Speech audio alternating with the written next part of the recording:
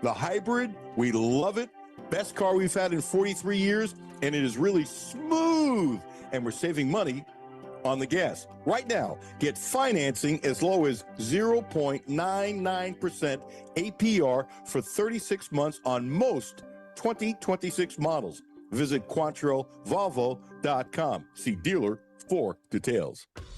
Back to No Filter Radio with Alan Cutler. Podcasts on Apple, Spotify, and Google, Monday through Friday. Welcome back, Alan Cutler, 1300 AM, 92.5 FM. I can tell she's a veteran at doing Zoom because I just sent her a text. They say, hey, you're muted. No, she knows right after the commercial break. Boom. She's coming on. This is a very, very talented lady. I've told her that before.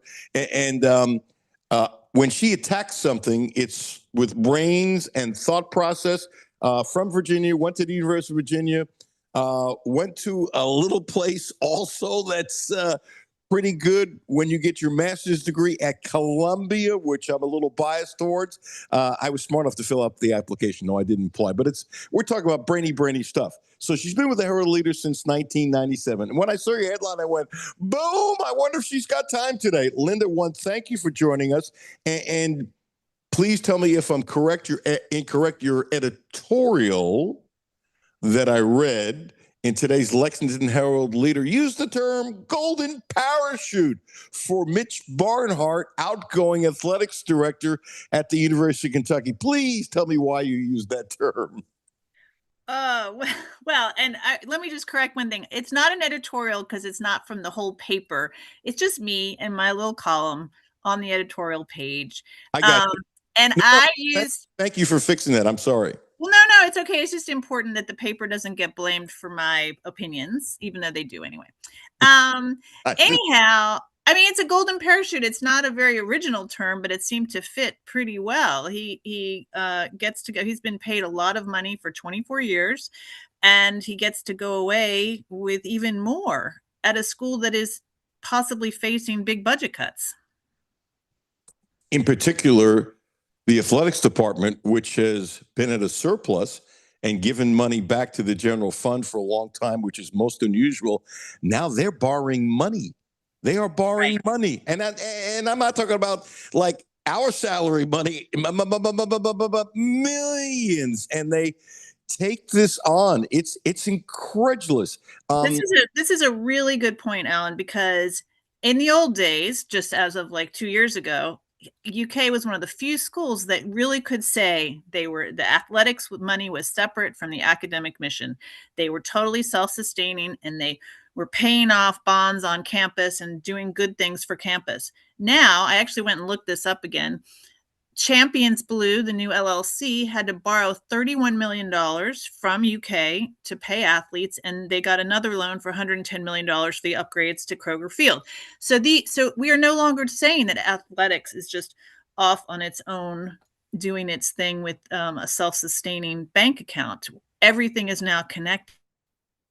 And so that's partly why I wanted to write about this. Now, I'm sure 6 hours after I posted my story, UK came back and said they had made a mistake, that it was being funded from athletics and not the general fund. But I think the point is that those two things are no longer as much a distinction as they used to be. Yes, it's true. And look, everybody can mess up, but I'm surprised you would make that kind of mistake, knowing anything they would put out about Mitch would be scrutinized as it should. There's no question about that. Can I tell you what else really ticks me off? Sure. I can't wait to hear your reaction. Look, the title that he has, I don't know what the hell it means. Maybe you do, but I don't. I've never heard of it, okay? But what's even crazier, Capilouto, the president, and I had heard what you wrote today, is going to, maybe he already knows and doesn't want to say or something like that, and that could be, as we all know, but is figuring out what Mitch is going to do. Yet you're paying him $950,000. And by the way, those tickets he gets for life are worth a fortune. Those tickets are worth, let me repeat, Linda, they're worth a fortune. Yes, it's well, and after, when I was doing the story, I went on to the UK website to see if I had missed this new initiative being started, and so that we could find out more about it. And there was literally nothing on their website about it except the press release about it. So it's clearly something that is very, very recent. And yeah, that's all we can know. And I'm sure he'll be good at it, but I don't know what it is. Right. So again, I don't know, but it seems like he has the wherewithal with his knowledge and experience to sit down with students and help guide them to perhaps to certain directions. Maybe you can make a phone call and stuff like that. But I looked at some of the things that I was guessing that you wrote, which is wonderful. You're going to have interns and this, that, and the other, and this, that, and the other. And he don't do any of that stuff. So he's going to have a staff. Mitch Barnhart isn't going to do stuff that interns do. Mitch Barnhart is not going to do stuff that a lot of things that you pointed out that have to. I mean, he's now head of a group. He's going to have people underneath him working. This thing is more than $950,000. Absolutely. It's yeah. I don't know what to say. It sounds like they are working furiously behind the scenes to define what it is as we speak.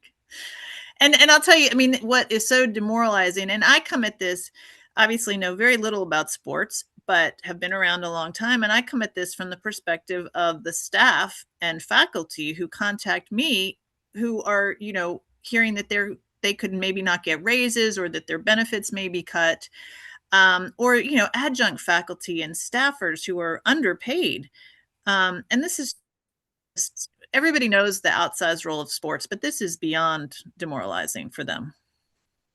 I believe that correction happened because it came from the general fund for exactly what you're saying. A professor saying, I deserve an $8,000 raise, not maybe a $950,000 raise, and I can't get it.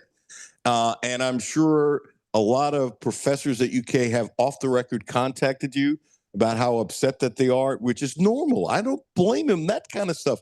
Well, how about some of the people who work in sports information in an office?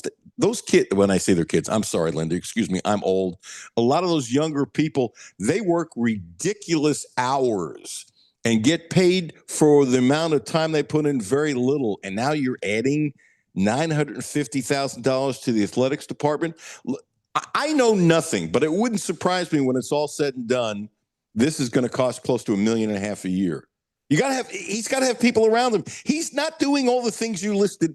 He's not going to be doing, I don't mean grunt work, but when I ran scripts, that was grunt work. When an intern ran a script for us, also, that was grunt work. I always ran scripts. He's not doing all the things that you said it has to be done. Right. And he's going to need office space and all the things. And, all these things cost money, and maybe it'll pay for itself, but it's sort of hard to see. It's sort of hard to see how, and the timing is all strange, but I don't know anything either. So I only know what I wrote. I'm going to be very sarcastic here. Not that I would ever do that, Linda. No. You could probably find someone, and I could be wrong with the salary, and you probably know more about this kind of salary than me, but I'm just going to throw something out there. Somebody who has experience, somebody maybe who is very good in communication skills. Somebody might have a master's degree or doctorate degree, has worked with people. I guarantee you and I could find somebody for $100,000 that could sit down with students and counsel them and guide them in the right direction and really be beneficial. How about the entire Washington Post sports department? Those people are all qualified to do such a job, and they're looking for work. And they have had, I'm a TV guy, TV guy and radio guy. I've done more TV than radio, but the radio ears are catching up quickly. But I've always respected newspapers, and I've always respected great writers. And in the last 10 years, there's so many great writers who have just been let go. It's just there's no place for them, and it's ridiculous. Or they're going to find another job that'll be, pennies on the dollar for what they're honestly worth. And then you see this. It has not gone over well, let's just say. Can you, obviously you're not going to tell me anything you shouldn't say. That's not where I'm coming from. I'm not trying to get any information out of you. Besides, I couldn't anyway. But this incident, when you get calls and emails and stuff like that, is it normal? Is it less? Is it more? I want to get a feeling and a temperature as to the angst that you have received about this golden parachute, or as somebody just texted me, freaking golden parachute from Mitch Barnhart. Seriously, I just got a text with that. I'm not going to say the person's name. It's not important, but it may be. Well, let's just say I received above average traffic from in my email before the story was written, and way above average traffic after it was written. Okay. So it really did hit a nerve for people. And it's obviously like what I said, it's the timing. Like, you can't send a campus-wide email talking about hard times coming and then say, but we do have enough money to pay someone who's not a surgeon. Now, I will say there are professors at UK who are paid $1 million because they are heart or brain or orthopedic surgeons. But generally, that's a little more than nearly anyone else makes. And so you just can't, the optics are terrible. You see any change in this? It seems to me that president has said this is the way it is and this is the way it's going to be. But I don't think anybody in the world believes, even though Mitch is apparently moving offices and not going to be in the athletics complex, if I understand that correctly, there's nobody on this earth believes that he's not going to be influential to see who will be the next athletics director hired. Capilouto said he's going to go on a listening tour, which is kind of interesting that he's going to probably counsel with a number of smart people to get a feel as to what UK might need. But anybody who thinks that Mitch won't be one of those people, since Capilouto and Mitch are very close, that he'll be very influential as to who the next athletics director will be, male or female, I don't care, as long as they get the right person, is ludicrous, don't you think? I guess I don't know enough about their relationship or how the next person will get picked. But yeah, I mean, if he's a ambassador, then surely he's supposed to provide sage advice. I do think I think the legislature is meeting right now. They are always very interested in what happens at UK, so that's one angle. And then I think the board of trustees might be interested in what's happening. Well, you took my next question because I know nothing about the legislature and you've covered it forever. Is there any way they could come in and say, well, you can't do this, or perhaps say, we're going to hold back funding? And I guess where I'm coming from is this thing 100% done deal. There's nobody can stop it. And that's just the way it's going to be, no matter what the legislature says. I don't have any knowledge when it comes to the legislature. Well, I mean, they've signed the contract, so I'm not sure how. I mean, I don't see how they can get out of it now, but I do think you can't file any new bills. That deadline has passed, but they're still working on the budget bill, and they are determining how much money the University of Kentucky gets. And so there's plenty that they could do. And the other thing that they could do is they could just express their unhappiness, which is a big deal because they control all the bonding power for the university. So when the university wants to build new buildings, they have to go to the legislature and get permission to do so. So in their own way, they do have a lot of.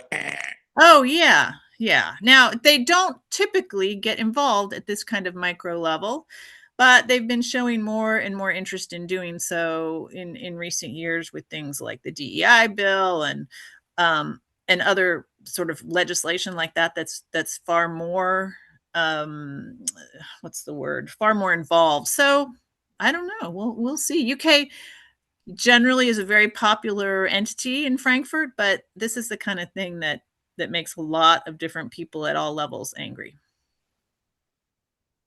How shocked were you when this came out, by the way? I'm just curious. Oh, shocked. No, I'm just kidding. I wasn't shocked. I wasn't shocked. I mean, this happens, does it not? In circles like these? I might be out of line. Tell me if you think I'm out of line. This is kind of like the good old boys network continuing at the University of Kentucky in the way that term is used. Would you agree? Let me just say, there is a long tradition. And if you go back as far as you and I remember, back to Ivy, and CM Newton and those people, yes, it's very much in line with how things used to be. Anything else about this you want to add? I appreciate your time on a dime. And no matter what Linda said, trust me, it's really, really well written. And I suggest you go read it because crafted very well. This personal question. How long did it take you to write that? It was really good, by the way. Really, really good. It took me about 2 hours. Okay. Yeah.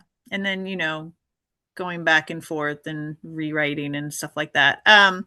Here's what I want to say is everybody loves sports, and that's great.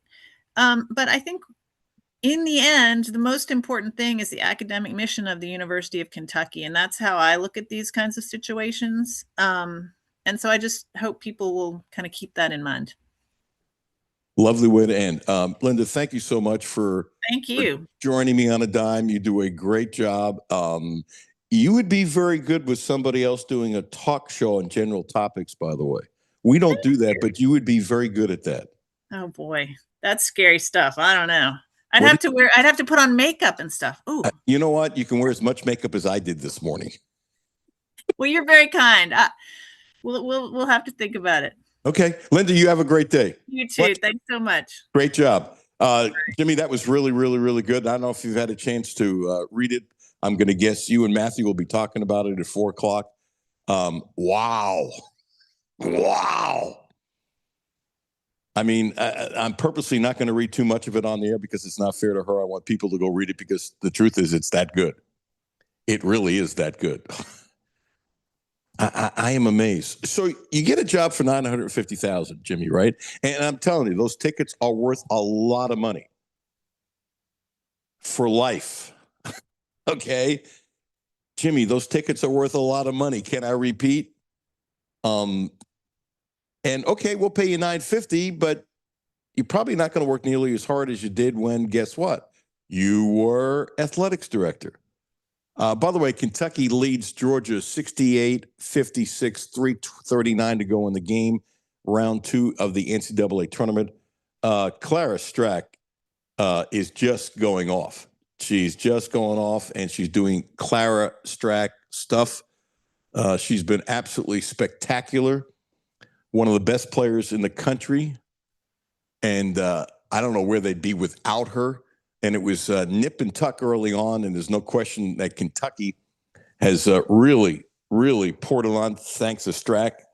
My computer finally updated. She now has 33 points, Jimmy. 12 of 22 from the field, 5 of 7 from downtown. And you know I love free throws, right? You know I love free throws. She's made all 4 of her free throws. She also has 8 rebounds, 33 points. Kentucky leads 68-56. Jimmy, would you cue up Coach Brooks and what he said on the SEC network? Now, and by the way, I could see him doing this.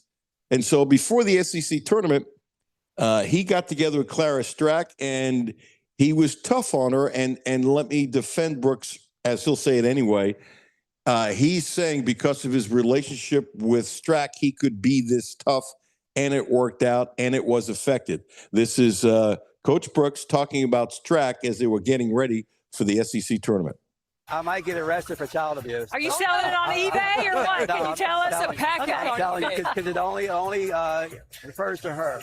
I looked at her and I said, "You're the worst superstar I've ever coached." And when she looked at me, she had tears in her eyes. Before we got on the plane, she said, "Can we watch film tomorrow?" We had 2 workouts leading up to South Carolina. And the intensity that she had, it was like, I am never going to disappoint you again. And the intensity that we had in those workouts, I looked at my staff, I said, she's ready for tomorrow. And she came out on Sunday and she was unbelievable. And she's had the same look because she understands her value, her importance to us. But more importantly, mine and her relationship, I can say that to her. I can't say it to anyone else, but I can say it to her, and she knows where it's coming from. She knows that I'm challenging her, and I didn't say she was the worst player. I didn't say she was the worst star. I said you're the worst superstar. And that really got her going because she knows it's coming from a place of love. A place of love. That's a great soundbite, Jimmy. It's really, really good. And my gosh, it's 71-58. And if I remember right, next up is South Carolina. I saw on Twitter today, don't know the person's name, that apparently no active coach in the Southeastern Conference has beaten South Carolina in the SEC tournament. No active coach. And the last coach to beat South Carolina was Matthew Mitchell. How about that? How about that? Is that crazy or what? A Mark story coming up at 1 o'clock. There's a bunch of little stuff I want to go through. The Kentucky legislature is proposing a bill. They want to raise the age of sports gambling from 18 to 21. So prop bets on individual players involving Kentucky schools would also be prohibited. I think this is good, except for one little thing. People will get around it, don't you think, Jimmy? With fake IDs and stuff like that. You know, my thought is if you can bet at Keeneland, you should be able to bet, I think, in sports gambling. And I know that sounds hypocritical, but at a certain point in life, you either have to trust that you don't get in trouble or not. There's liquor stores on plenty of corners in this state and every state, right? You're going to go in and drink a bottle of scotch? Really? And then how often are you going to do that and change your life and ruin your life? It just seems at times we are legislating things for people who don't have discipline. And it seems to me also and I blame parents initially, raising kids the right way. I really do. I'm not getting political. If you think there's a slant either way, ain't in my heart. But if you can bet at Keeneland, you should be able to bet in sports gambling. Now, how about this? Maybe a parent or somebody say, be careful. Be careful. Don't start betting stuff you don't have. Okay? You know how many kids, when I was little, started smoking when they were 12 years old? More than many will admit at my age. Seriously. Let me throw this at you. Remember all the conversation, I know you do, Jimmy, about Scott Drew becoming the Kentucky coach and his family didn't feel comfortable and all that kind of stuff. His record now is 15-15. He lost to Houston 77-64, and I love Houston, loved him for years. And Houston is 25-5, and they're just as good a shot to win a national championship as any of the top teams. And I've said that now for 3-4 years, and they haven't done it yet. That's fine. Here's another thing. Jay Lucas, former UK assistant, he has gone into Miami. They are 22nd in the country, and they now have a double bye in the ACC tournament, and he has turned that school around on a dime. Remember, they were good about 3 years ago, and then they kind of fell apart. He's going to get offers. I think he's brilliant. His dad is brilliant. His dad is one of the great human beings in the last 40 years in sports. Absolutely. Has helped so many people out. It's off the chart. And I was actually a little surprised that it took this long for Jay Lucas to get a head coaching job, even though he's young. I'm assuming he turned down some other opportunities that he didn't think was right. But there's a name. It's going to be interesting. And now we have time for the Sean Miller soundbite. So Arkansas beat Texas 105-85. Okay. Understand this about Sean Miller. He does not hype. He's not Mark Pope. Okay. He does not hype. He was one of the great point guards that I've ever seen with this condition. Pound for pound. I'm trying to remember the last time I saw a point guard who didn't have blazing speed, who was as good as he was. The only one I could think of was a much better point guard, and that's Travis Ford. Honestly, I think Travis might have been bigger. They're pretty small guys. Sean Miller was a great point guard at Pitt. He had physical liabilities that were crazy. He wasn't quick. He was slow. He had no height. He wasn't strong, and he was a great college basketball player. And so I'm telling you, when I don't mean to be disrespectful of Pope, but I got to tell you, if Pope says this, I would go, okay, because everything is so positive. It's just the way it is. But when Sean Miller a great, great, great point guard whose dad was a great high school coach, legendary coach in Pennsylvania, says this. It's powerful. Now, he's talking about Akoff. Akoff is the point guard for Arkansas and Cal. Arkansas won 105-85 last night. Akoff had 28 points and 13 rebounds, and he doesn't turn the ball over. Listen to these words by Sean Miller, because it's Sean. This is powerful. In my time, and I'll just go 34 years, I've never seen a point guard better. And when people talk about, who's going to be the number one pick in the NBA draft or who's the best player in the conference, I mean, just for a perspective, and I think our conference is great, he averages 25 points a game. I'll just start right there. He shoots 40% from the three-point line. He leads our league in assists. I think he's the first player since Pete Maravich who's led our league in both points and assists. Isn't that amazing? Now, here's the other thing I agree with. The Peterson kid for Kansas, there's all this talk about him being the best player and number one, but he's been out all this time with I don't know, cramps, this, that, and the other. I wouldn't pick him number one if you paid me. Pick him high. I've watched Akoff enough. I don't understand how he's not thought of by basically everyone as the number one pick in the draft. He's unbelievable. And so Arkansas got blown out, and Cal was very calm. And then they come back and they blow out Texas. Brazil has really improved. I'm just saying,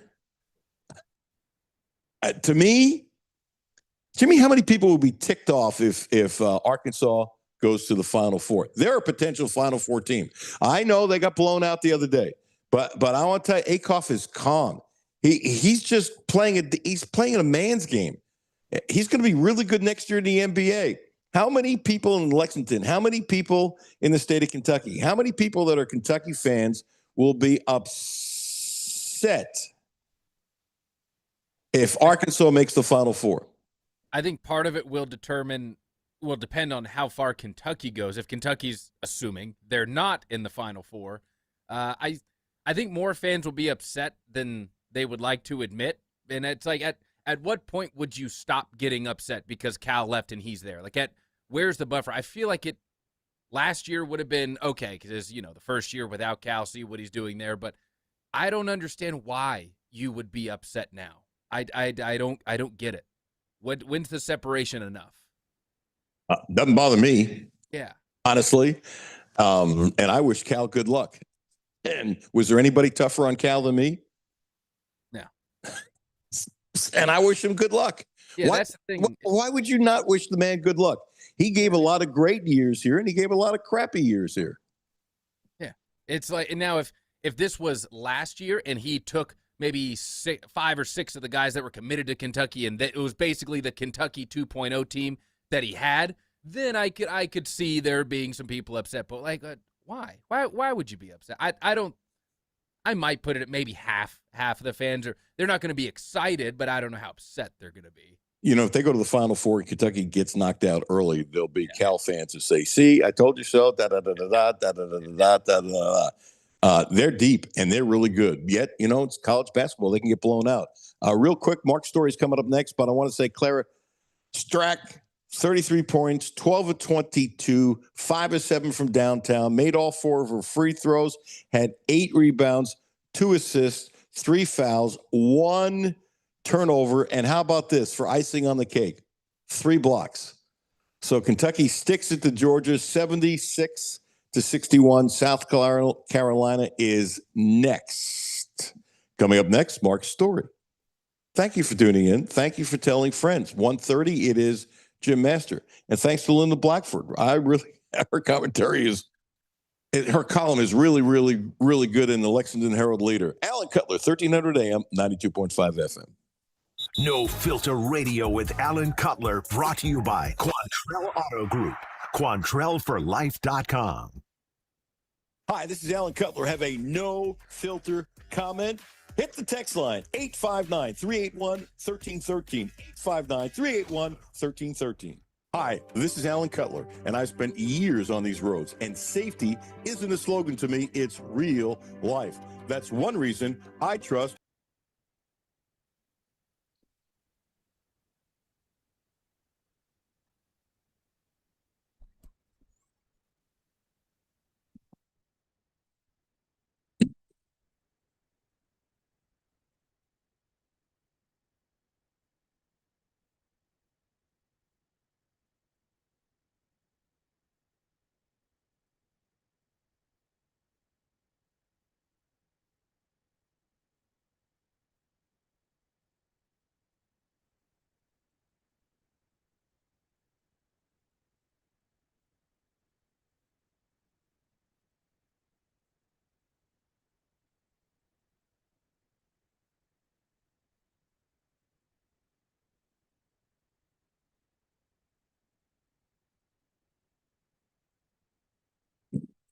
unbeatable monthly deals.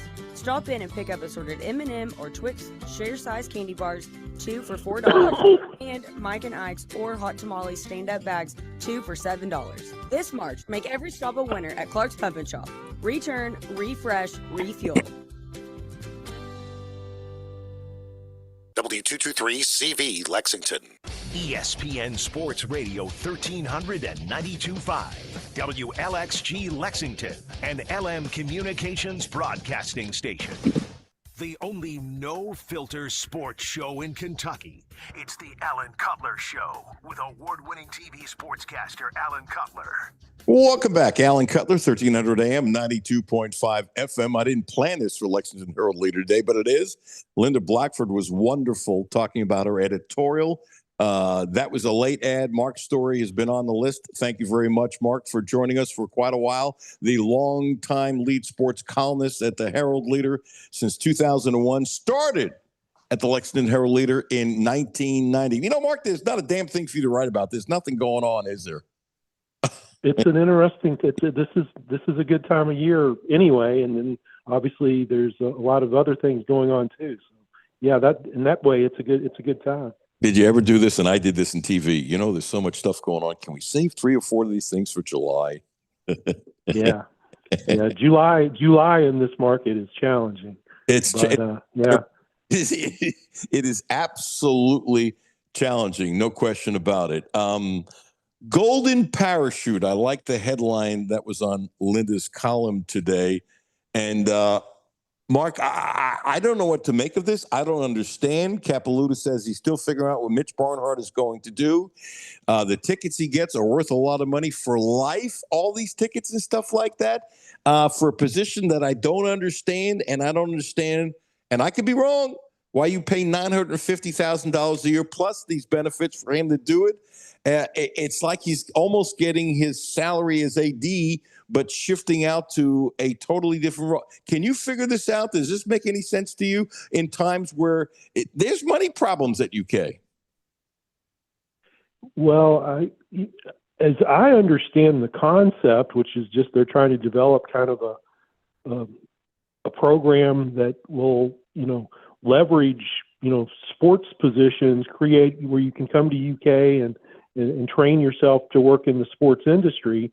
I think that's a pretty good idea. Now, obviously, the cost, it's a really big salary, and I was thinking about. I've been doing this long enough. I remember when CM Newton transitioned out, and he was being paid not nearly this much, but a 6-figure salary, and there were some other perks, and it was a huge controversy. And it just, history seems to repeat itself here. I think President Capilouta would probably tell you he values Mitch Barnhart as an executive, and he's trying to launch a new initiative, and decided that this was somebody he knew and trusted, and wanted him to, stay involved with the university and be part of launching this new initiative. But yeah, it's a lot of money. Jenna Lifshin, assistant editor of the Kentucky Colonel, put out a tweet yesterday that I thought was powerful. I'm sure you've read it. The only reason why I'm going to read it because the audience has changed from the other day. Mitch Barnhart's retirement comes only a few weeks after the Lexington Herald Leader published an article detailing an investigation into former assistant cross-country and track coach Hakan DeVries for alleged sexual harassment and stalking. Barnhart is currently involved in an ongoing lawsuit against the University of Kentucky filed by 2 former swim coaches. According to the lawsuit, the university allowed former coach Lars Jorgensen to foster a, quote, toxic, sexually hostile environment within the swim program, end of quote. Jorgensen was accused of rape and sexual assault amongst other Title IX violations. That's just reading Jenna's tweet word for word. You think there's something with this timing, or is this possibly part of Mitch's legacy that isn't deemed that way by a lot of people? Or do you think that there's no coincidence at all? Just, your thoughts as a columnist and a guy who's seen all kinds of things for decades. I'm not convinced that the cross-country situation played into the retirement. I think the swimming is a more problematic situation in terms of just how it impacts Mitch Barnhart's legacy. Just it seemed like and again, I'm not an expert on that topic, just from following the media coverage, it seemed like there were some red flags the university either missed or chose to miss. And that to me is a bigger deal than that to me is a big deal. It is a big deal to me as well. I said this yesterday, and as a columnist, I'm really curious your opinion. And all these people, there is not an ounce of disrespect for them. And I want to say this carefully. And I don't care if it's Pecoro, Christy Thomas, Tom Leach, Dick Gabriel. Off the top of my head, I'm forgetting a few people that get paid by the university. There's a lot of really talented people in these names, and off the top of my head, I forgot a couple. There's no slight there, I promise you. But when you're doing a show or asking your opinion and you work for the university, and remember, it's not really told much. Dusty Bonner, they canned him, and I still don't understand, and I know the story why he got canned. You say the wrong thing, and they could fire you. So disingenuous might be too strong, Mark, but I'm curious your thought and these are powerful, very successful people. Dave Baker, too. When they say nice things about Mitch, they almost have to and can't say some of the things they might not like because they get paid by UK, and it's very influential. Do you see where I'm coming from? I don't know if the public really understands. When you get paid by UK, you better say good things, otherwise you're not going to be around. Well, they do. There is the disclaimer that the announcers are paid by the university. I do think actually that the customers, the public. I think the public does understand that there are differences in terms of people who are working at the privilege of the university versus people who are not. Okay. Good by me. Now let's go to a word called distracted. Pope used that word, that the team was distracted. And I had Brandon Ramsey on yesterday from KSR, former coach, I think does a wonderful job breaking down basketball. And he said that a coach worth their salt, doesn't have to be a major college coach, but a coach in general, should feel and understand quickly if they believe his team is distracted. So, 27-3 run, where were the timeouts called? I don't understand why Pope doesn't call more timeouts. And he basically said, in his opinion, you could totally disagree. And it's also my opinion, too, that Pope blew it by not doing things like taking a timeout to settle his team down. I think Owe used the word rattled. I'm going, what was Mark Pope thinking? What does Mark's story say? That was one of the weirdest games I've ever seen. I mean, Kentucky played really well the first 12 minutes. I mean, they were up 30-18 and it seemed like they had it under control. And then it was just an absolute collapse. I thought he probably could have been more aggressive with his timeouts. And what he said was they've been so good at coming back that he's reluctant to burn them because you need them, late, or you could need them late.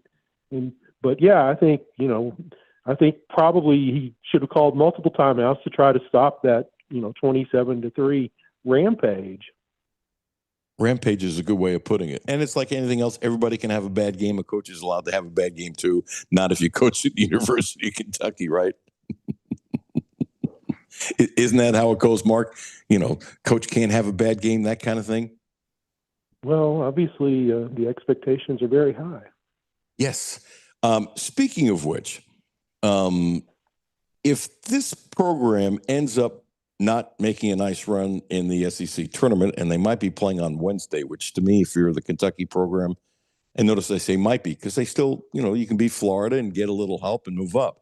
But if they end up playing Wednesday and have an early out in the NCAA tournament, and they made the Sweet 16 last year, and had they been healthy, they might have gone farther, and I've said that and whatever. But if they bomb in the playoffs, is there a fear or is there a concern that this program, not all Mark Pope, the last few years of Calipari, we know that this program is slipped and it's not the same? Is this going to be a fear or concern? Is it legitimate? Is it not? Is it hot air? Well, I think there is I think, we'll see how this season ends. At this point, I would say this is pretty much the sixth consecutive season that's been, by Kentucky standards, kind of mediocre.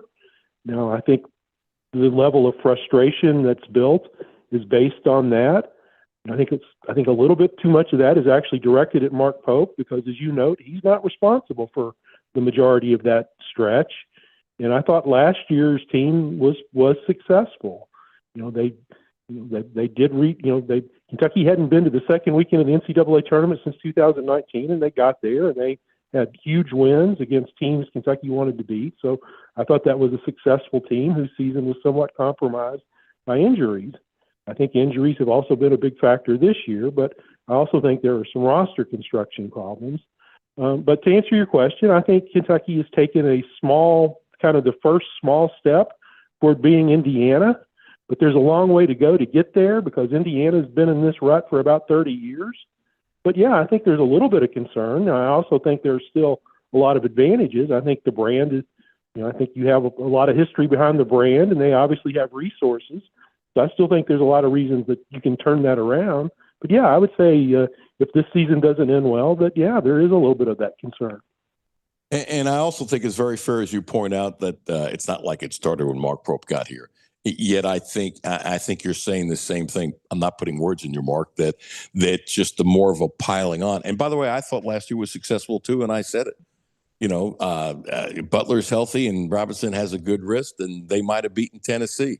Not saying they won a national championship, but I sure as hell like to have the odds better. And everybody figures that Robinson, who, by the way, is now playing really good in the G League. He had over 30 the other night.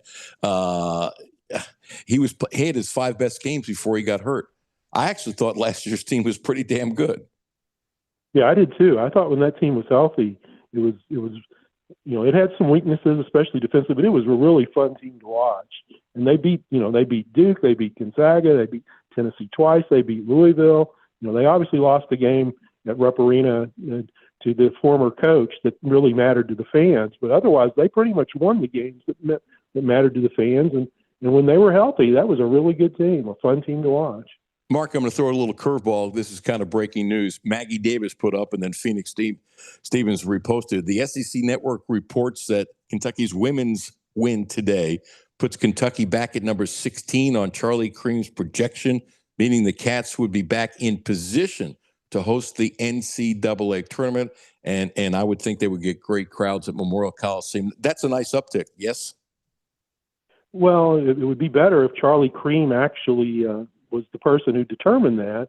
That obviously is up to the NCAA selection committee. And they, for whatever reason, they've not had Kentucky. I thought Kentucky was probably had a pretty good case to be in the top 16 in both of the reveals, and hasn't been. So it makes me wonder, that it just makes me wonder about the committee and how they view it.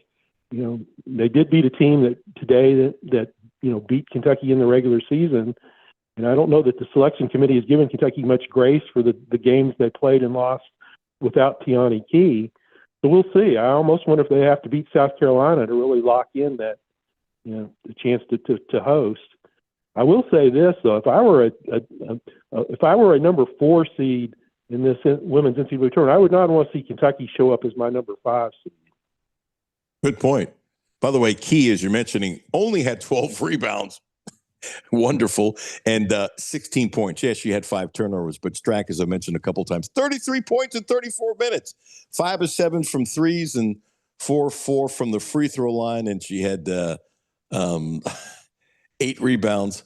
And we played the soundbite that was courtesy of the SEC Network, where Coach talked about how he kind of got under her as a superstar and how bad she was. And she's responded, and she said, let's go look at tape. And ever since they had that little meeting, she's been great anyway, but she's obviously on her game big time. Yeah, that seemed like kind of a harsh thing to say, but the coach's job is to know what, buttons to push to get players to sort of go beyond kind of their comfort zone. And apparently Kenny knew the button to push. I don't really have a problem with that because of what you're saying. There's no indication anybody was yelling and screaming and cursing out or anything like that. And And I don't know how tight their relationship is. Maybe you do. It sounds like they have a very good relationship. And if their relationship is that good and he can do it and that inspires, I think I should shut up in something like that because we don't know. Is that fair? Well, you obviously can't argue with the results. You're the worst superstar I've ever coached. It is, Mark. It is an interesting line, don't you think? Well, it's contradictory. He is acknowledging she's a superstar, but she's the worst one. So, but yeah, I mean, like I said, he obviously knew the button to push because she's been lights out. I mean, she's going to be a first-team All-American next year if she keeps playing like she is. Do you think she'll be worse than a second-team All-American this year? Yeah, I'm not sure there's enough hype behind her. I was looking at the Athletic. There, she got votes, but she didn't make their first or second team. Wow. Okay.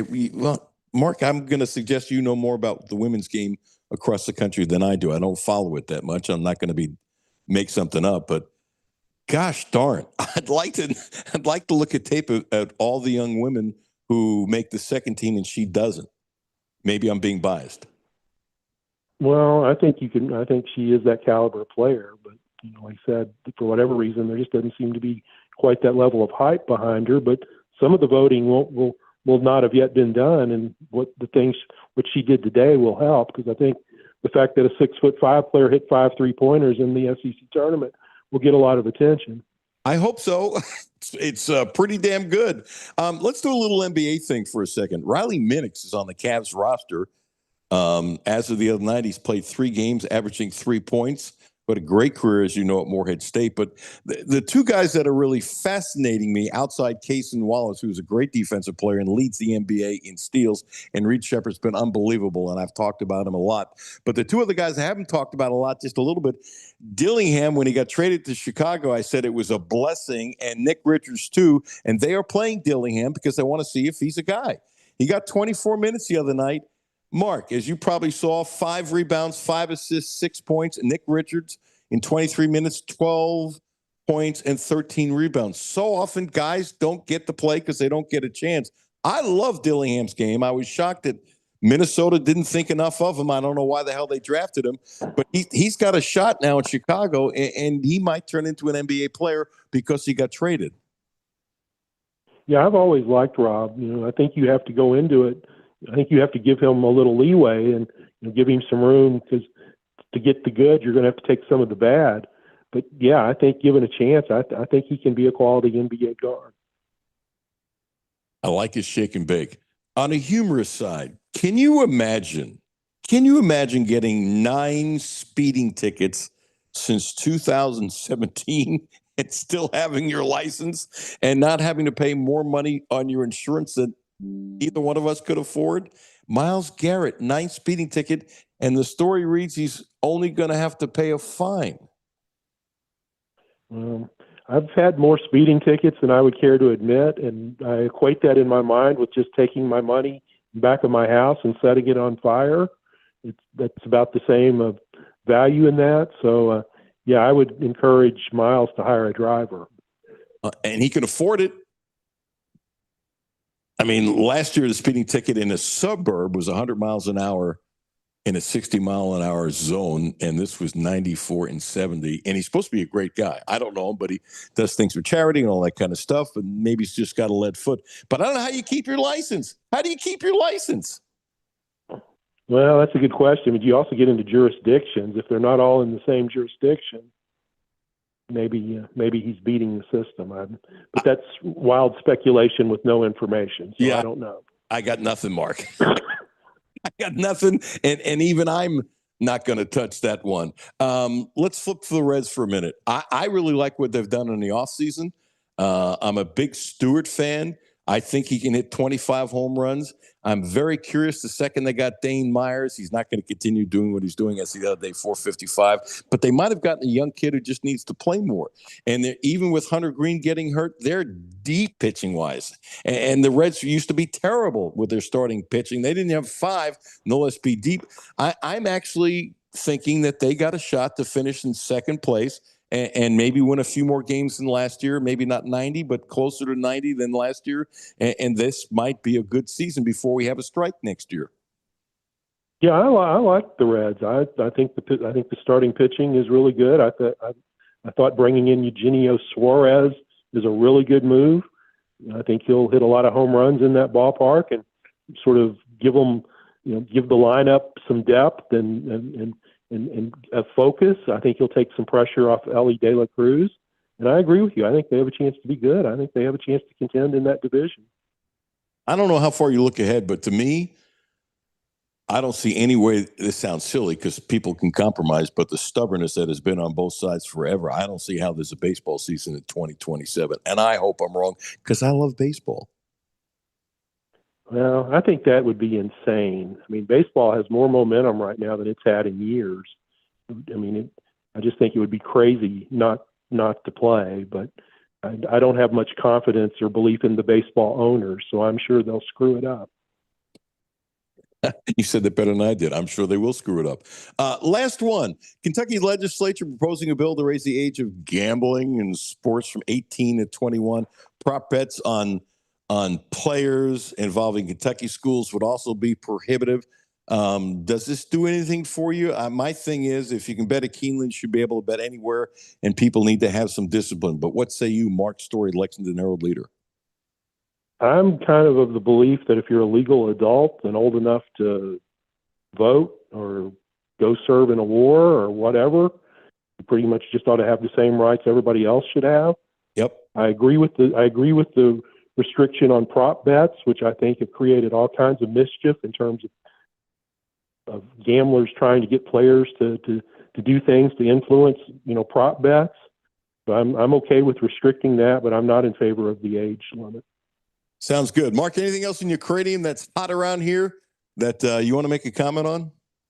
I just think this athletics director hire at the University of Kentucky is really interesting and is really, really important. I think you need somebody that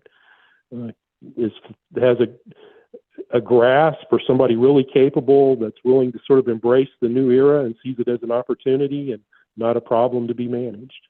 And if you can embrace NIL and social media and all those things, Kentucky, I think, will fall way behind, which I'm guessing you obviously agree. I just think the position you want to be going forward is you want to be seen as a school that's doing everything it can to maximize the opportunities for your athletes. You don't want to be the school that's arguing for salary caps and stuff like that. Sounds good. Mark Story, give yourself a great plug. Enjoy reading you. Tell everybody how they can catch you anywhere in the world where you're at. Well, you can read me at my column site on Kentucky.com. I'm on X. I'm on Facebook. I'm on Blue Sky. And I even post stories on LinkedIn. So there you go. And I'm sure you read it. I thought Linda Blackford's comment, her column, she corrected me. Her column was very, very good about the golden parachute for Mitch. I suggest everybody go read it. Linda's fearless. She doesn't take many prisoners. Oh, she doesn't. I hope I never get on her bad side. I would be in trouble. She's a wonderful, wonderful, wonderful writer. Mark, thanks so much, man. Have a great day. Thanks, Alan. Mark Story, Lexington Herald leader. A lot of topics going on. I was watching the OKC Knick game last night. Watched just about the whole thing. And Cason Wallace is nasty. The way he leads the NBA in steals and the lanes that he covers, and he does so many little things. That team is coached better than anybody else, and that team has the best general manager than anybody else. Did you see Shai's fur coat, which I've seen before after the game? Yeah, that was my main takeaway from that game, was just seeing him walking into, and then the post game, him sitting at the press conference. So I've talked about this before. He goes to Paris. I don't know if he's doing it this year in the offseason as a male model. I mean, if he said he spent $1 million a year on clothing, it wouldn't surprise me. I've seen videos of him saying he does not wear the same outfit twice. He saying nothing. It's one and done. Now maybe that's changed, but that's always been his thing. Antoine Walker did the same thing and blew over $100 million. That's not the only reason. I'm going to guess that Shai probably puts money aside. I'm going to guess that Shay's smarter with money than Antoine Walker. That would be my guess. You've seen the video, I'm sure you have, about when he has he puts his clothing outside his garage and he lets his teammates pick whatever he want. Have you seen that? No. Yeah. So what he does is he invites his teammates over, and Jimmy, I'm not talking about a couple outfits. I mean, I'm assuming he's got a 6-car garage or something like that. Whatever the heck it was, there was a lot of pavement there, okay? And it was supposed to be outside his garage, and you could see his teammates walking around picking up stuff and that kind of stuff and putting it on. He just gives it away. He gives it to his teammates. Yeah, I wear it one time, let's get rid of this stuff because I got to refill my closet. Guess it's a little different, too, with these guys. Antoine Walker spent $100 million. These guys, with the contracts they have now and everything, and endorsements with clothes, I'm sure a lot of these designers, I don't know for sure, but they could give them to him, and then people see it and go, ooh, what is that? Look it up. Boom. Oh, I would assume some of the stuff he's getting for free. Yeah. What percentage? I mean, who knows? Who knows? But that picture, for some reason, is getting a lot of play. But we've talked about it before because you'll see, how the NBA is. They'll get guys just like the NFL walking into games and that kind of stuff. And like they like the WNBA when the ladies are walking in and stuff like that. And anytime, the few times, not a ton of times I've seen him, it's like, wow. Yeah. Wow. I mean, unbelievable. His self-confidence and calmness is unbelievable. It really is. He is as together of an athlete as there is in professional sports in America. I saw a quote from Curry the other day where he talked about the most important thing is your mental attitude. You would think it'd be shooting. You would think it would be practicing shooting. He said, my most important thing for me is my mental attitude. One other quick thing. It's been on my list for 3-4 days. I haven't done it. I got to get it off my chest. I'm really disappointed in Bruce Pearl. I'm guessing you've talked about it, Jimmy. This thing where Miami is 30-0 and Pearl says they would finish last in the Southeastern Conference, and if they lose a game, they don't deserve to be in the NCAA tournament. When his son Steven is barely hanging on and might not make the NCAA tournament, which means Miami could take a slot that would go to Auburn. I've liked Bruce Pearl for a long time, and I'm not going to dislike him totally because of this, but this really ticks me off. This is just BS. And he's hounding it and hounding it and hounding it. He says it at his every opportunity. And Travis Steele, the coach of Miami, used to be the coach of Xavier, says, we don't give a crap what you say. The hell with you. Bruce Pearl, you know what ticks me off about these guys on the set? Maybe Mashburn has done it. Mashburn doesn't hold back. And I've only seen the show a couple times. But when Bruce Pearl says that, Mashburn or somebody should say, wait a second. If Miami's not in, that helps your son get a spot. Has anybody challenged him on that? I mean, commentators, I'm sure have. I'm not the first to say that. But this is so disingenuous. It's unbelievable. I hate to say this. He should shut the hell up. Somebody should tell him he has no right to talk about this. Now, I'll go one further. Suppose Auburn was 21-9, okay? And you knew he was in. It wouldn't bother me as much, even though I think it's a bad opinion. I would say it's a bad opinion. You're 30-0. Reward those kids. They have earned the right. Apparently, they couldn't get 1,000 in the stands when the season starts, and now they pack it in with 10,000. I bet that's a great atmosphere. I think what Miami's done is great for college basketball. It's spectacular. And for Bruce Pearl to say that, I think it sucks. Disagree? No, not even a little bit. I mean, I feel like I haven't seen anyone that's on Bruce Pearl's side. I mean, maybe some Auburn fans that just want to back him because he's Bruce Pearl.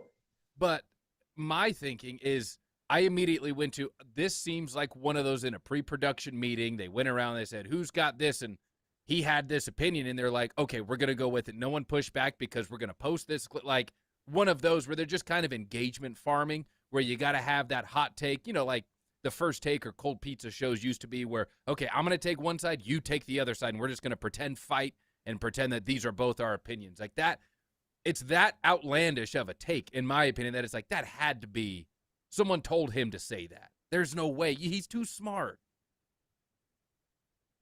Terrence Career just sent this out to me. Bruce seems to forget that he came from the mid-major ranks at Wisconsin, Milwaukee. He should be rooting for the Red Hawks to make it. And you know what? He should be rooting for the Red Hawks to make it because, he won a national championship at lower levels, which got him to the big leagues and stuff like that, where he had no budget and those kinds of things, and he did a hell of a job. He should be championing. I agree with you, Terrence. Thanks for the text. I absolutely believe that he should be champion. I think Terrence is right. You agree? Yeah. Who doesn't in college basketball? Miami, Ohio's not a rival to anyone. Who would not love this story? Like, who doesn't want to see them go now? Unless they're playing your team, you don't want to see them. But that's an awesome story. That's something that will get casual basketball fans interested and go, oh, Miami, 30-0. Wow, like that's a fantastic basketball story. I've just been corrected, and if this is, I need to apologize. So a tweet this morning said, and I didn't check it out. I'm not checking any tweet out that no active coach in the SEC in the women's had beaten South Carolina, and that it was Matthew Mitchell. And Dwayne Weaver is saying, can you look this up quickly? And Dwayne, if you're right, I apologize for being wrong and taking a tweet. It's not going to be the last time that happens. He said that Elsie beat South Carolina, which now that he says it, I believe is correct in 2022 to win it all. I think that's right. So, Dwayne Weaver, we're double checking, and thank you so much for putting that on Twitter. I appreciate it tremendously. Not a little, but tremendously. If I'm wrong, I'm wrong. It's no filter is no filter. It's a pretty simple deal. Blue Lotus Health, 859-533-0914, 859-533-0914. Acupuncture. Now also providing a licensed massage therapist. Ramon Carriega has been beautiful for me. He's helped me tremendously on Versailles Road, not too far from the radio station. Please use my name. It's an amazing thing of naturally with needles hitting certain parts of your body, whatever you need to get help. Ramon's become a dear friend. He's been wonderful. I trust him. Blue Lotus Health, 859-533-0914, now also providing a licensed massage therapist. Jim Master coming up next. Alan Cutler, 1300 AM, 92.5 FM. No Filter Radio with Alan Cutler, brought to you by Quantrell Auto Group. QuantrellForLife.com. Hi, this is Alan Cutler. Have a no filter comment? Hit the text line, 859-381-1313, 859-381-1313. March is here, and Clark's Pump and Shop has the game-winning specials to keep you fueled all month long. Whether you're hitting the road to catch a game or hosting a watch party, we've got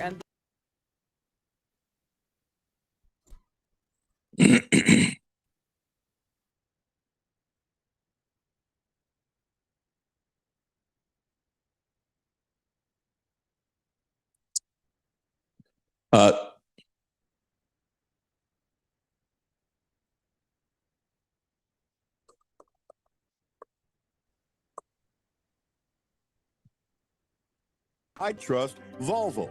Quantrell Volvo has been part of this community for years. Brentley and Mark are friends of mine, and they run the dealership the right way with care, integrity, and real respect for the people they serve. If safety, smart design, and peace of mind matter to you, start your search at Quantrell Volvo. We have the XC60, the hybrid. We love it.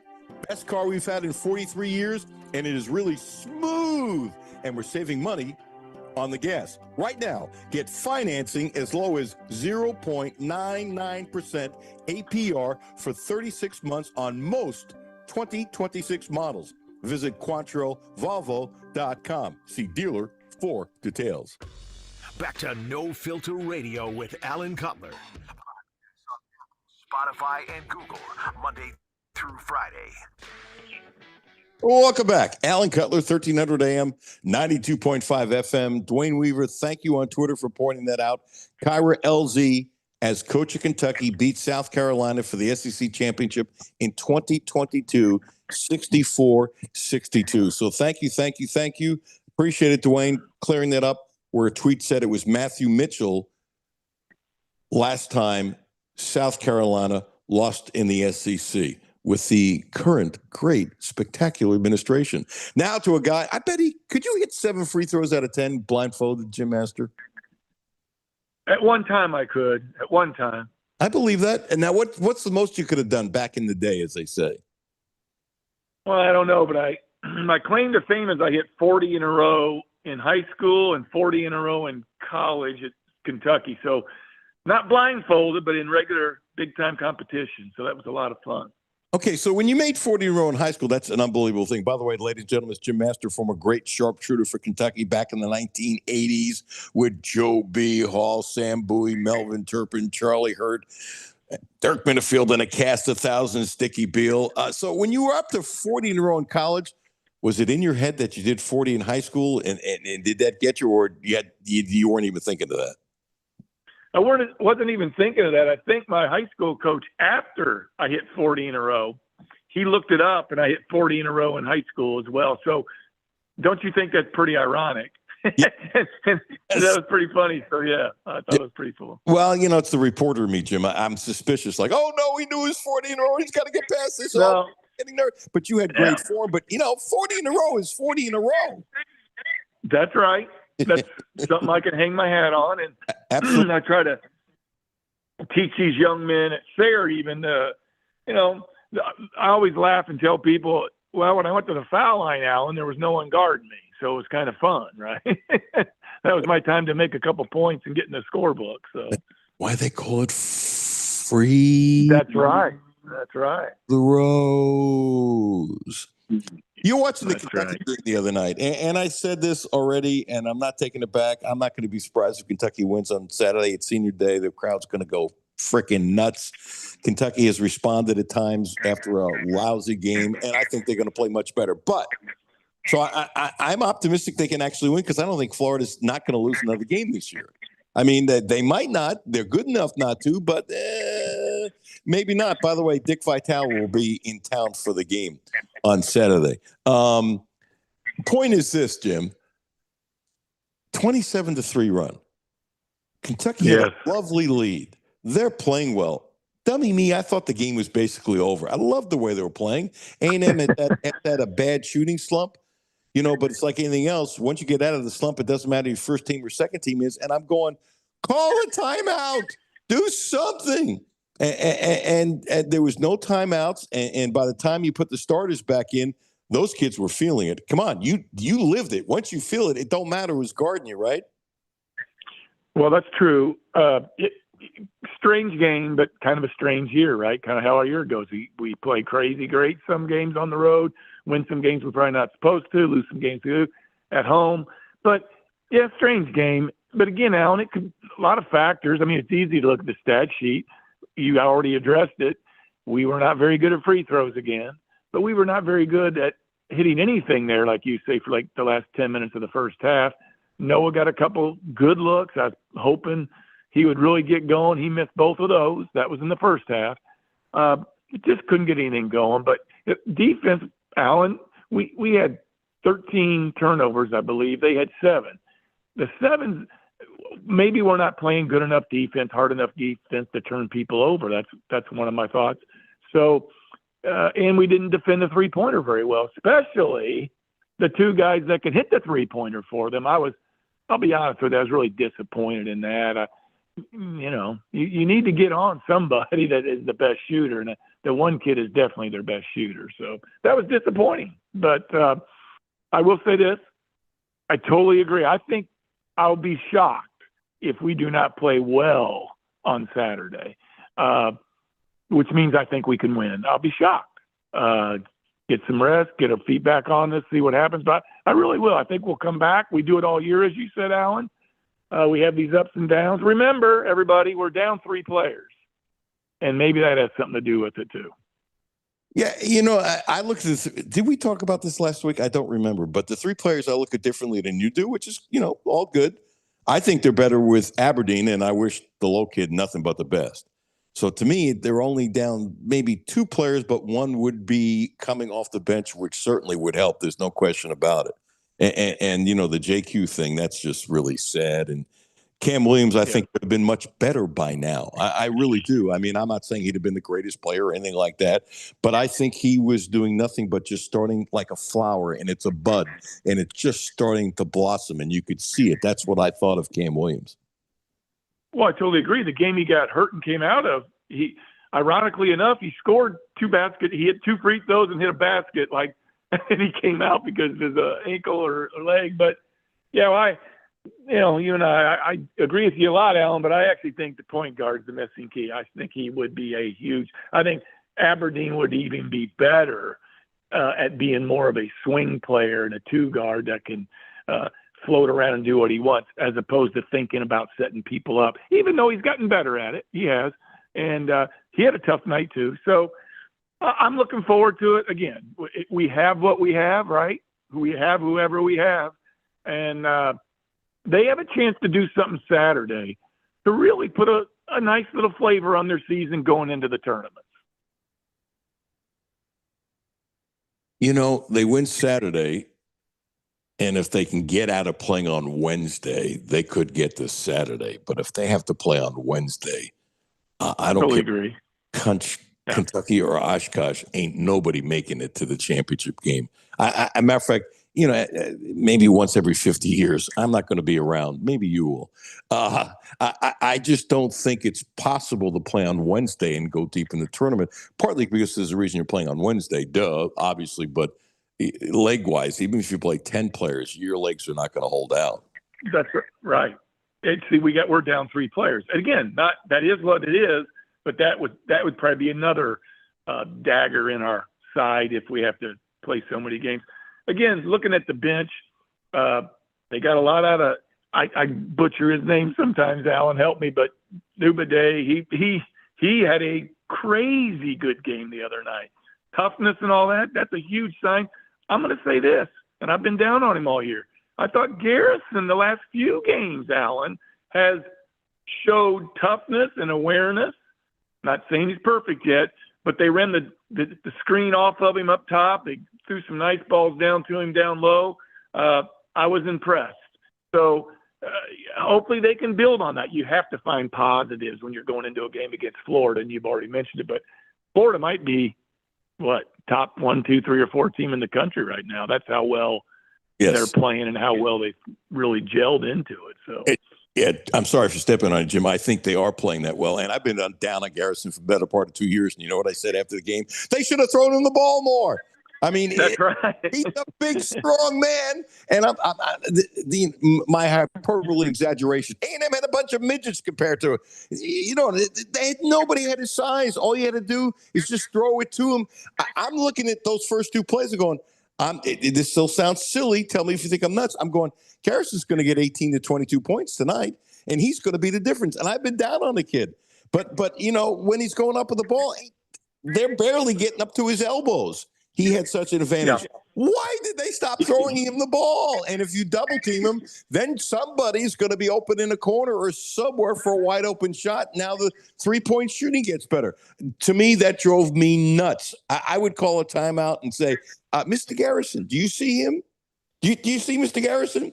Passing the damn ball, first option every time. They got a bunch of midgets on him. Now, is that too much of an exaggeration, obviously? Not too bad, because what I was saying and my buddies were saying, early, Alan, when we got that lead, they were running kind of a high pick and roll with him or even whomever, but with him. And then they were getting him the ball after that pick up top, and he would go down. They got away from that. Maybe they started shooting too many threes, Alan. They didn't hit their threes as well as the other team hit their threes. But I agree with you. That I'm sure Coach Pope and the staff are looking at all that. So, hey, that's when you got to throw out again and come back, look at the things you did well. Maybe that's probably one of them, the pick and roll up top, him going down, or Marino. And you and I both been high on Marino. So, you know what was a little bit, I don't know if you saw this, Alan, or picked it out. Chandler, of course, he's played crazy well all year. He only got 5 shots. Right. He hit one. Don't get me wrong. That wasn't good. But I'm more alarmed with he only got 5 shots. Here's why. He played 34 minutes and got 5 shots. I'm saying it's probably on him, but that's that's more alarming than him just hitting one. Is my point. So Yeah, I'm with you. Did point out, I kind of thought that A&M is really good at guarding the three, and a lot of the little moves that Chandler does, I think those kids have worked on it with Buckyball, and I think the kid's been unbelievable, but I think he got frustrated. Yeah, I just think he got frustrated, and that could happen. And he played 34 minutes, and I might have just set him down just to relax and calm down a little bit more, and then thrown him back in. They also didn't screen for him, but somebody has taught him. Wouldn't you agree with me, Jim? Jim Master, former great sharpshooter for Kentucky, kind enough to join us. Don't you think somebody has taught him moves? Because he's doing some things. Bad game the other day. Okay, forget about it. But all those wonderful games, he's making moves to get open he wouldn't have done before. Plus his form in shooting, and this is what I really wanted to ask you. His form in shooting has been amazingly consistent versus early on when it was not. Yeah, 100%. He is really patient in his thoughts on his moves too. I love that he does some great shot fakes, which is one of my favorite things. The guys, jump by him. He could step back to the three. 100%. His offensive moves like that have been better. Off the ball, you just wish the other night he could get off the ball a little bit more, try to go, like you said, maybe someone set a pick for him, get off the ball a little bit more. Of course, it helps if we get the fast break game going too. And you said something that is true. Texas A&M, tremendous toughness. I knew before the game it's going to be tough, and tremendous defensive toughness team, and that showed. But it was disappointing how much we got the lead early, and I thought we could keep it rolling. But there we go. I hope we learn from it. So go from there. I'm sorry for stepping on Jim. Yeah, I think they can learn. And to me, Buckyball should be the coach of the year. He got the job late. That's the way it goes. I don't still understand why he had very little budget. Like the football team has all that money. They didn't give him more money. And to get all those players that late to put this together and win 20 games, to me, there's nobody else that should be coach of the year but him. It's remarkable. And he's going to have more money next year. And he's going to get more kids who do exactly what he wants, but he's going to get a higher quality. I think A&M is about to be a force in basketball. You could be, and I'm very impressed with him. I've read about him all through the high school days and all that. So very impressed, and defense is really where it all starts, and toughness, and he's got that down. Explain this to me. You brought this up before, and I did talk about the Abate on the first show back. He was 8 of 9. Okay. Yes. 19 points. He had 7 rebounds. He played 22 minutes. Maybe it's me looking into it, but he looks a little thinner for obvious reasons. He looks like he's lost 7 or 8 pounds. Because, it's not like and it seems like he's a little quicker going to the basket, even though he won't even put water in his mouth and spit it out like some do when he's abiding by the Ramadan rules, which I respect tremendously. I cannot believe how good he's playing for a guy that gets up 5:30 in the morning to eat a breakfast, and you got to do it before sunrise, and you can't even put water in your mouth until sundown. It's amazing what he's done. I would agree. There's a huge plus there. There's what they can build on as well. And that young man has played outstanding toughness. So that's one player that came off the bench that really did it. Again, I thought Garrison too. So again, I'm seeing signs that they can get this done. He will have a lot of confidence the next few games. Garrison should have confidence going into this game. Of course, Florida has big guys and they're great. But Alan, this is what it's all about. Most young men will take that as a challenge, Marino, and take it and go with it. So I'm actually looking forward at 4:00 on Saturday, just watching our team bounce back. I am too. Do you have any, and this is a question for after the season, but I'm throwing it at you now. Does it bother you that teams don't fear Kentucky like they did when you played and like they've done for so much, not every year, but just about every year of the last 1,000 years? Does that bother you? I'll be honest, I haven't thought about that as much. Again, it goes by teams, and we've had some difficulties with injuries this year, but thought last year's team was pretty tough. That doesn't bother me. I just think we're in a cycle right now, and with the 3 injuries we've had, so it doesn't bother me, Alan. But again, let's see if they show the heart that I think a Kentucky team always would show. They have enough talent to win. I'm looking forward to this Saturday. I could tell you a lot more after that. It sounds good. Hopefully you'll carve some time out next week. I think the 6-man award Saturday is going to go to the fans. I agree, and we need it to. Yes. Hey, Jim, always a pleasure. Thank you, dude. I appreciate you carving out some time, and I know you're doing about 12 things at once, but I appreciate your time. Always fun conversation. I enjoy it. Go Big Blue. I can't wait for Saturday. Thanks, Jim. Appreciate it. All right. Thank you. Great shooter. I didn't know about the 40 and 40. I think I knew about the 40 in college at the time. We must have put it on TV, but I don't remember. But, Jimmy, how about this? You make 40 in a row in high school, then you make 40 in a row at Kentucky? I wonder if he knew he was at 40 when he hit 40, if there was extra pressure on himself to get to 40. I asked him that. Yeah. I asked him that. He said he didn't know. Yeah, that's what I was thinking. Like if he would have felt that extra pressure, knowing in that moment, I bet he would have. I think it's human nature. Then if you get past that, you probably make 10 more. But what are the odds? 40 in high school, 40 in college? Crazy. It's crazy. Linda Blackford, wonderful. Her commentary on the Golden Parachute in the Lexington Herald Leader. I suggest you read it. It's really good. Mark Story, always really good. Jim Master, always really good. Terry Page, always really good. Can't wait to see you, Terry. 859-373-0578. 859-373-0578. A great licensed massage therapist. New office at 820 Porter Place on Thursday and Friday, Suite 3. It's off for Sales Road. It's right by Ramon Carriaga, about a block or so away. So what you do is you go down the road. At the end of the road, go behind the building. There's an entrance in the back. She moves. She's got a much bigger space. She is spectacular. Terry Page, Jimmy, as always, thank you for your help. Have a great day. Brad Terrell coming up next. What's at 4 o'clock? Wildcat Drive with Matthew and Jimmy. Having fun? Always having fun. There you go. Make it more fun if Kentucky could win. That would be easier. It would be easier. I really think they can win on Saturday. Call me nuts. You've called me other things, right? Call me nuts too. I'm right there with you. Very good way of dancing around that. That was, to me, that was very smooth. I'm late. Have a great day. Thank you so much for tuning in. Please tell one friend. Podcast Jimmy will have up by about 2:30 or so. Wherever in the country you've been listening, wherever in the state of Kentucky.